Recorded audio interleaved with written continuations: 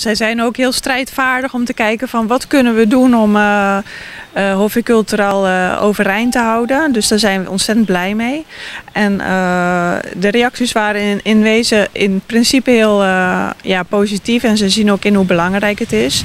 Maar het is wel dat we echt in juli moeten weten of het mogelijk is om echt door te gaan. En dat is nog even spannend. Want nu gaat het tot december. Ja, we kunnen in ieder geval tot en met december door. Dat is de manier waarop we het nu doen. En daarna is het onzeker. We praten over geld. Over hoeveel geld praten we nu dat jullie nodig zouden hebben? Ja, we krijgen elk jaar $20.000 van het Openbaar Lichaam Bonaire.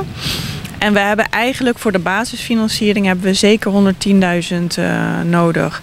En de cultuurbegroting van Bonaire die bestaat ongeveer uit $900.000. Daar gaat er wel al de helft van gaat naar SCAL van de overheid. En een groot deel gaat ook naar Magazine Dirij. En dan blijft er nog een deel over wat dan over de andere stichtingen wordt verdeeld. En ik denk dat de stichtingen die nu gefinancierd worden, die doen allemaal heel belangrijk werk. En daar moet ook zeker niks van af. Maar er moet eigenlijk gewoon meer budget voor cultuur op Bonaire gereserveerd worden. Cultuur is gewoon heel belangrijk voor heel veel mensen. En het maakt ons tot wie we zijn met elkaar.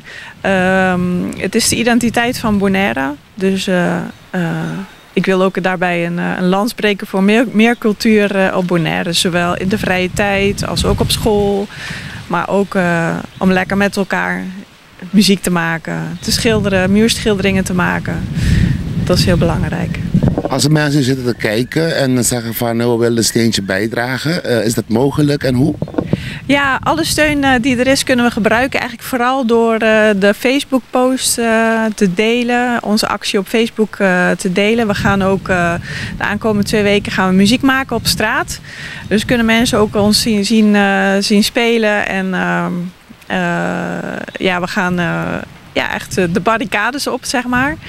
Dus we willen echt wel, we kunnen zeker alle steun gebruiken om aandacht hiervoor te vragen. En ook met elkaar te kijken van, cultuur is belangrijk.